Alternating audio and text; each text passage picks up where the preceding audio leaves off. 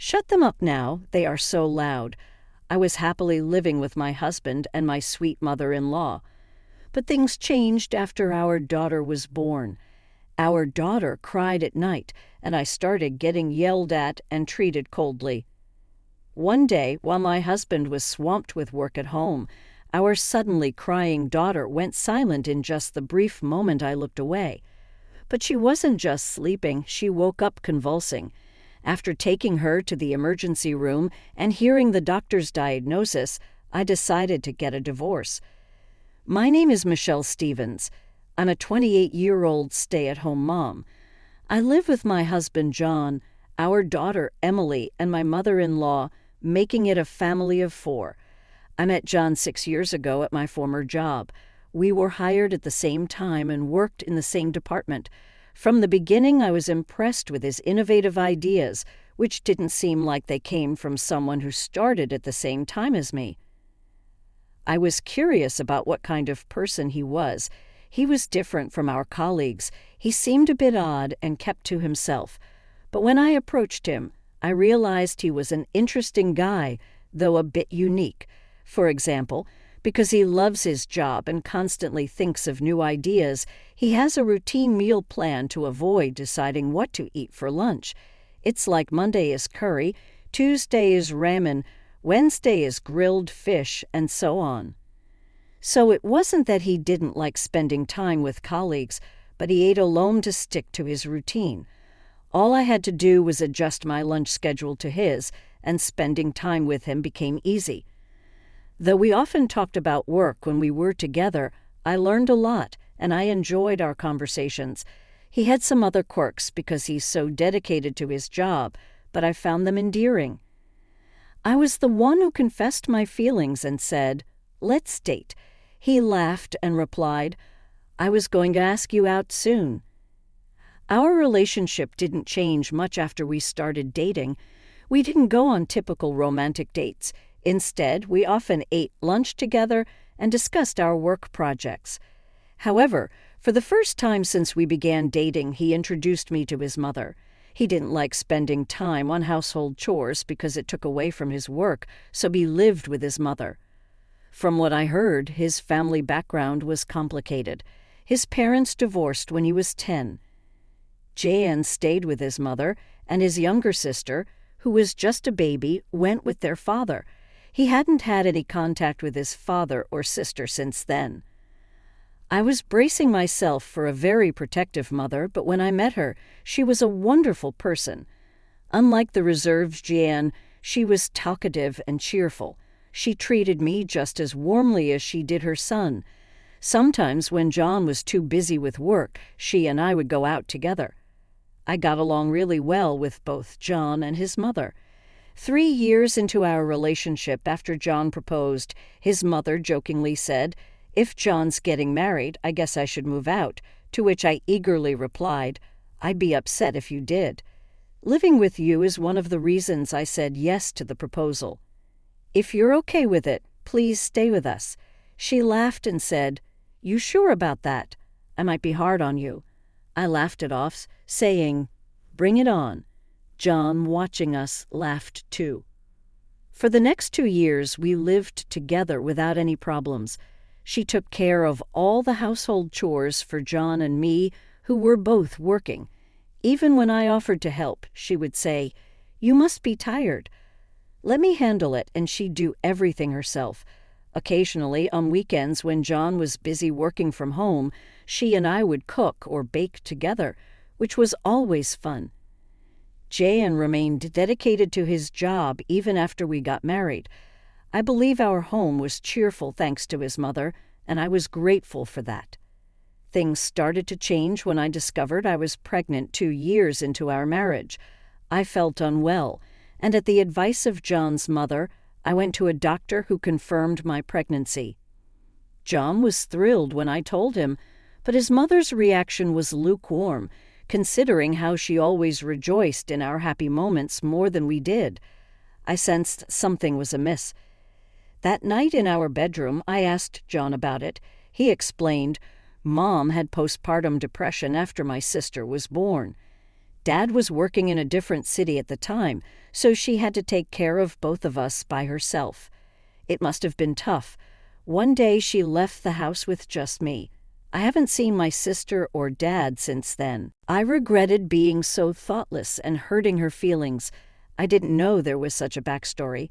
If I'd known, I would have told John first and thought more about how to break the news to her.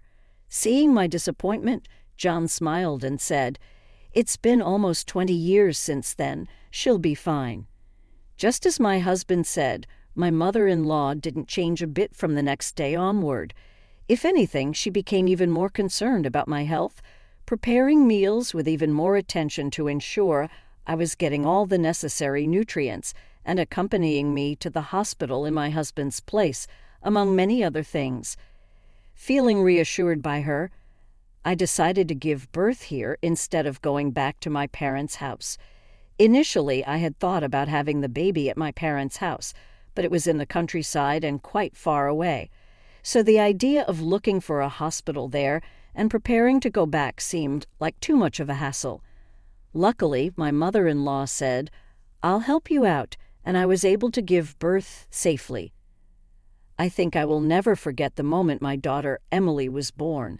She had already been precious to me while in my belly, but the moment I saw her face for the first time, I felt an overwhelming surge of affection and could unconditionally vow to protect her, no matter what, and make her happy. Both my husband and my mother-in-law were happy about Emily's birth, and I think that was the happiest time of my life. However, that happiness gradually started to crumble after bringing Emily home from the hospital. I took a year-long maternity leave thinking that I would help with childcare and household chores, but my mother-in-law said, "I've always taken care of the house, and that's not going to change. You don't need to worry about it." True to her word, she took care of various things around the house as she always did, but she wouldn't get involved with Emily. I even felt an atmosphere as if she was deliberately avoiding her. My mother-in-law, who always listened attentively to what I had to say, would give vague responses or pretend not to hear when the topic of Emily came up. I was saddened by my mother-in-law's behavior, which seemed like she was ignoring my daughter, but I couldn't speak up strongly because I knew about her past. Even after 6 months since Emily was born, my mother-in-law remained the same. By this time, Emily could perfectly distinguish between people's faces, recognizing her father, who didn't have much time to interact with her due to work, and would smile at him.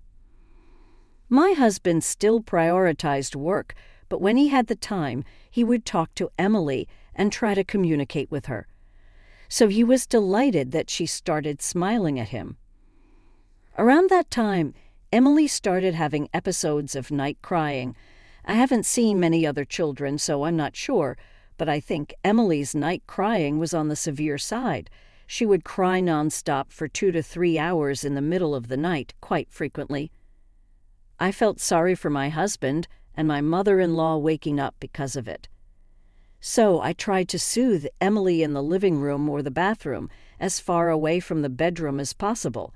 However, since our house was not that big, they could still hear her. The number of times my husband and my mother-in-law mentioned that it was loud last night had increased. Although my husband is one thing, my mother-in-law usually never complained about anything, so I think this was probably the first complaint she ever made to me. I tried my best to soothe Emily, but her night crying didn't stop. Gradually, my husband and my mother-in-law seemed to become more irritable, and their way of speaking became more and more rough, saying things like, "It's so noisy," and "make her stop crying." At the end of that year, there was an important planning meeting at my husband's company. Whether his project idea would be accepted at this meeting would determine if he would be tasked with a project in the next fiscal year. It was that kind of meeting. Knowing how important this meeting was, I planned to go back to my parents' house for 2 nights and 3 days, starting 2 days before the meeting, so that my husband's work wouldn't be disrupted by Emily's night crying. I was being considerate in my own way. However, things didn't go as planned. In fact, I ended up going back to my parents' house even sooner. It was the weekend, less than a week before my husband's presentation, and he was working on his proposal at home. I had planned to go out so as not to disturb him, but it was raining heavily that day. Since I didn't have a driver's license, I hesitated to go out with Emily. If we went out in the heavy rain of December, Emily would surely catch a cold. That's what I thought. Reluctantly, I stayed at home, paying extra attention to not let Emily cry. However, she suddenly started crying. She had just had her milk and her diaper was clean. I was playing with her while holding her, and I didn't understand why she started crying. Trying to keep the crying sound from reaching my husband as much as possible, I moved with Emily to the bathroom, the furthest place from the bedroom where my husband was working, and tried desperately to soothe her. But Emily wouldn't stop crying. Then my husband opened the door of the bedroom and shouted, "It's too noisy. Make her stop crying now." This way of speaking was unthinkable from the husband I knew when we first got married, but this was pretty much what he had been like recently. I understand that work is important, but I thought he didn't have to speak in such a manner. I was so careful. And yet Emily started crying and I got yelled at by my husband. I felt like crying myself, thinking, but I thought that once my husband gets a break from work, things would go back to normal, and my daughter Emily, she'll stop crying someday, right? So I tried desperately to hold back my tears. I had just fed her, thinking that I needed to do something, but then I decided to give Emily another bottle of milk. I thought maybe if she's full, she might just fall asleep. Unfortunately, since I physically can't produce breast milk, I had no choice but to boil water and prepare formula. I couldn't just leave Emily in the bathroom while I made it, so I brought her to the living room and laid her down in a crib. My mother-in-law, who was there in the living room, frowned as Emily continued to cry and said, "Hey, when is she going to stop crying? John can't concentrate on his work, and I can't stand this noise anymore." Recently, my husband John and my mother-in-law have been acting like this. She helps with housework and talks to me, but when it comes to Emily, she doesn't touch her, and if she does, she just complains. That's how my mother-in-law has been lately. I apologized to my mother-in-law and asked her to watch Emily for a bit. I went to the kitchen and quickly prepared the milk. Even then, I could hear Emily's piercing cries. But by the time the water had cooled down and the milk was ready, the crying had suddenly stopped. I knew it, my mother-in-law did it. She got Emily to stop crying. I was touched when I returned to the living room. Just as I thought, Emily was asleep. My mother-in-law was sitting on the sofa reading a book. When I thanked her, saying, "You're really something else," she responded, "I suppose." But she seemed somewhat brusque. I felt a slight discomfort with her response, but I was relieved that we weren't disturbing John, so I didn't pay it much mind. However, Emily did not wake up even after about 3 hours. If this continues, she won't be able to sleep at night and might start crying again. That's what I thought. So I decided to wake her up. But even when I called to her, Emily wouldn't open her eyes. When I tapped her lightly on the shoulder, she opened her eyes, but she seemed dazed and her eyes weren't focusing properly. She was acting different from when she is usually groggy after a nap. I became worried and consulted my mother-in-law, telling her that something seemed off with Emily. But without even looking at her, she said, "It's probably just your imagination. She'll be fine." I believed my mother-in-law's words and waited for a while, but Emily's eyes never focused.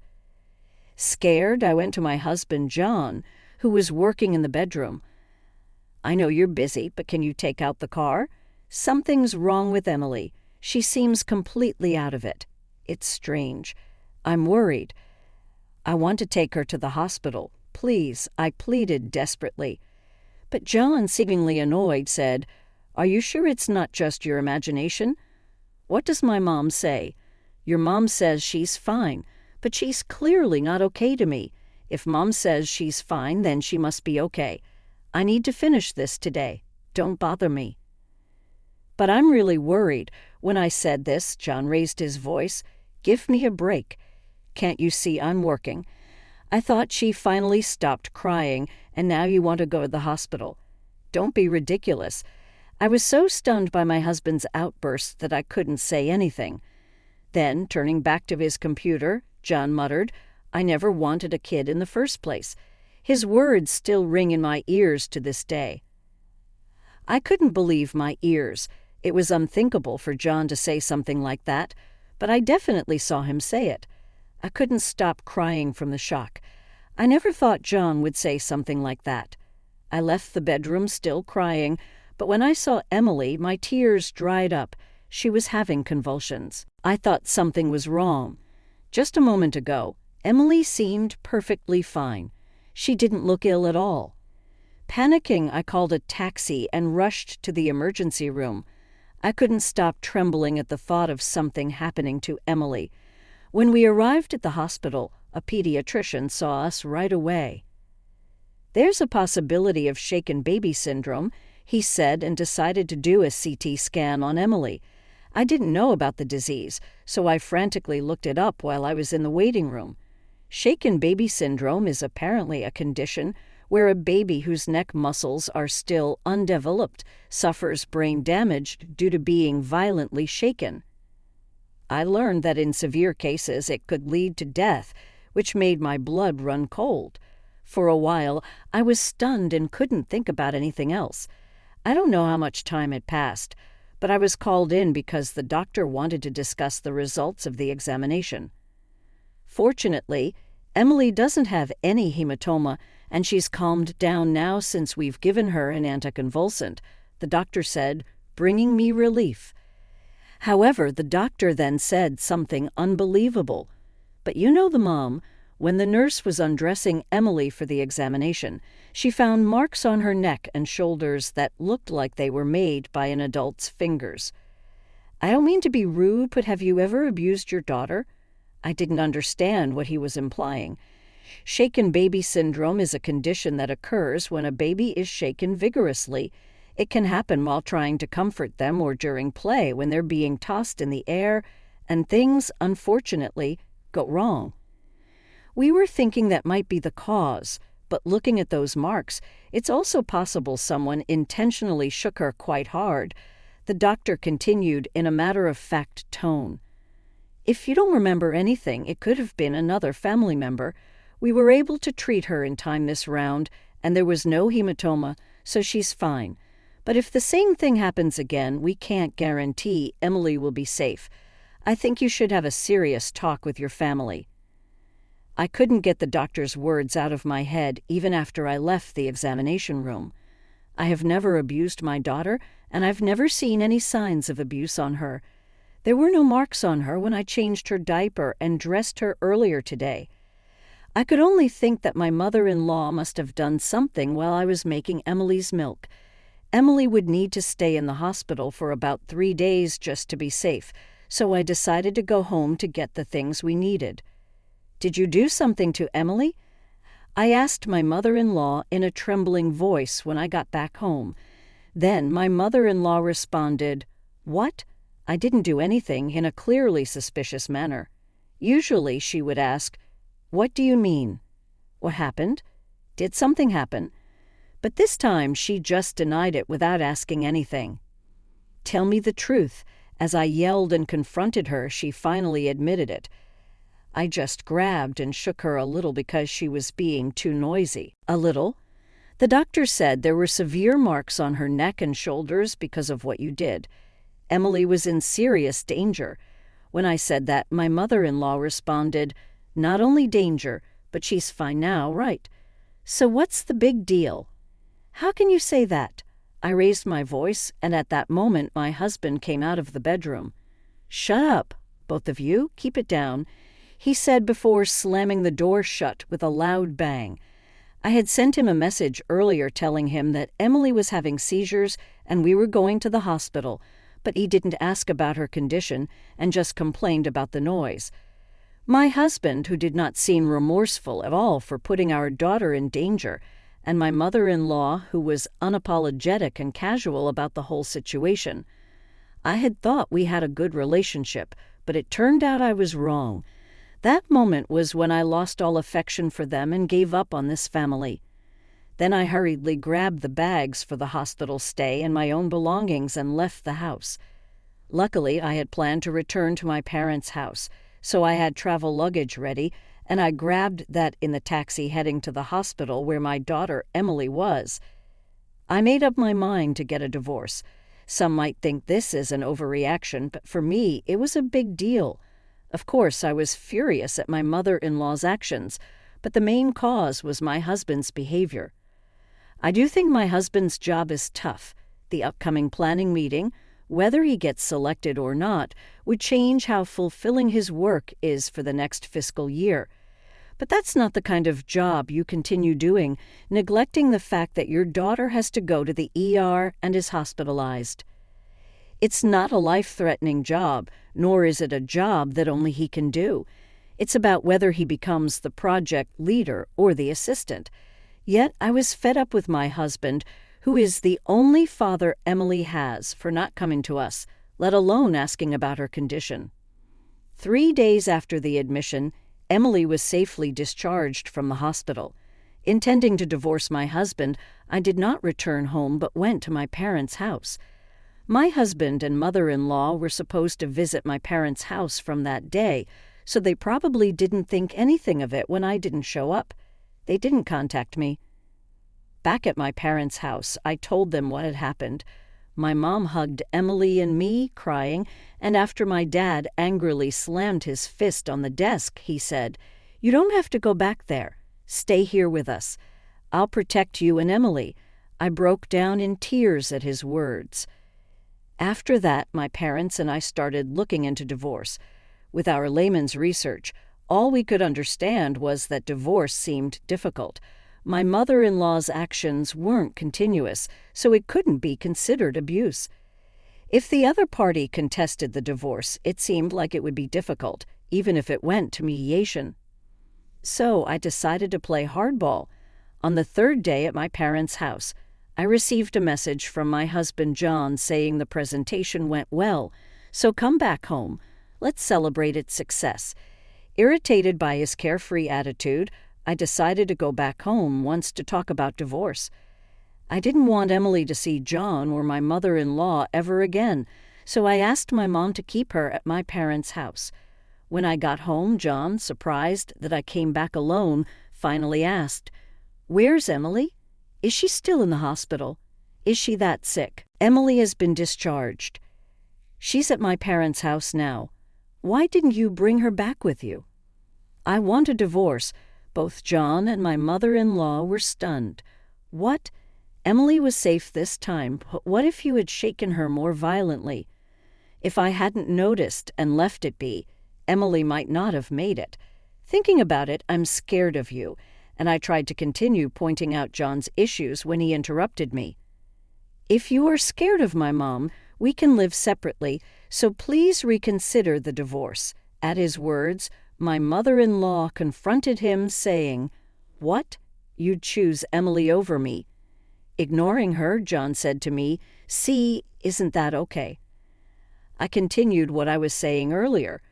"No, I am disappointed in you, John.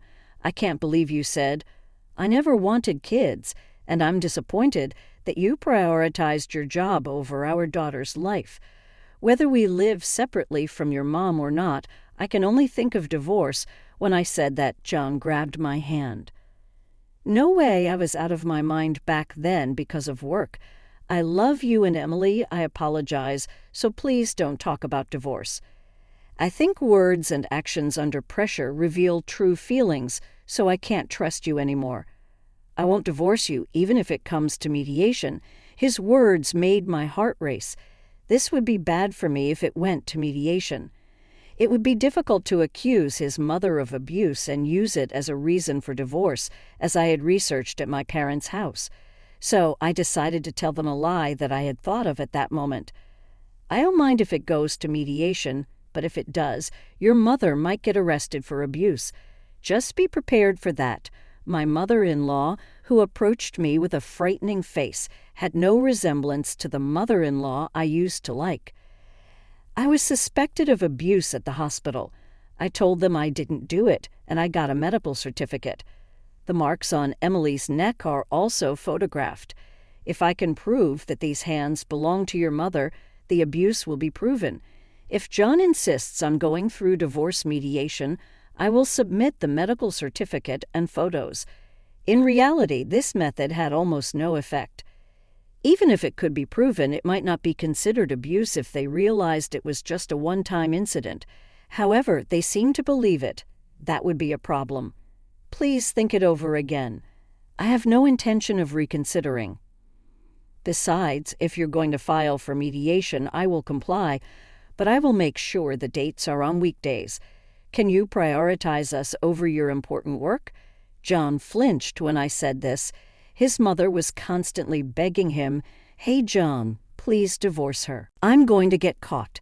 For a while, John was silent, deep in thought. I added, "I will use any means necessary to divorce you, even if it goes to mediation, even if your mother gets arrested, and even if you have to take time off work. It won't change the fact that we are getting divorced. If that's fine with you, go ahead." After thinking for a while longer, John reluctantly agreed to the divorce. Throughout the discussions about property division and child support, John repeatedly asked, "You're kidding, right? And can't you reconsider?" But I ignored all of it. In the end, we agreed to divide the assets in half and set the child support at $400 per month. My husband was reluctant to agree to the divorce until the very end, but it seemed like he finally realized my stance wasn't going to change, so he reluctantly agreed. I told him feel free to dispose of all my belongings, and then I left the house. I had no intention of taking anything from that house with me. We had furniture at my parents' house, and I didn't want to remember anything about this house. As I left through the front door, I could hear John and his mother arguing. "It's all your fault, Mom. John, you said you didn't want Emily either, right? This is what you get. What did you say? I covered for you so you wouldn't get caught. If you hadn't done that, we wouldn't have had to go to the hospital, and I wouldn't have had to hear all this. It's all your fault. I don't want Michelle to leave. I want you to leave." Later, I heard through the grapevine that John and his mother had separated. Apparently, they had been fighting nonstop since the incident. They were blaming each other for the divorce. Since the apartment was in John's name, his mother was kicked out and is now working in a cleaning job, being bossed around by people more than 20 years her junior. It's been a year since then, and Emily is growing up safely without any lingering effects. She's starting to learn words, calling me Mom and even saying Grandpa and Grandma. She's getting better at many things every day. My mother is looking after her, allowing me to rejoin the workforce at a local company. With my previous experience, I was placed in the planning department. But unlike John, I prioritize my family over work. I've heard about John's situation through former colleagues. Apparently, he struggled with living alone, couldn't concentrate on his work, and the project he proposed started to fail. Eventually, John was removed as project leader and transferred from the planning department to human resources. It's quite the ironic story. My husband, who was so devoted, got taken off the planning department, and I, who have been prioritizing our family, got assigned to it. Moreover, my work is going really well. When I brainstorm with my daughter on my lap, a ton of great ideas come to me, and I'm able to write excellent project proposals. Not just in terms of work, my personal life has also been flourishing recently. There's this single father from my workplace, and things are going pretty well between us. We first hit it off talking about our kids and have become good friends since. On weekends, taking our kids to parks or amusement parks has become a regular activity for us. His 3-year-old son has taken a liking to me, and he plays with my daughter too. He's also kind to my daughter, so I want to keep seeing him. I've just got divorced, so I'm not thinking about remarrying right away. But if things continue to go well, I hope someday I might become his wife.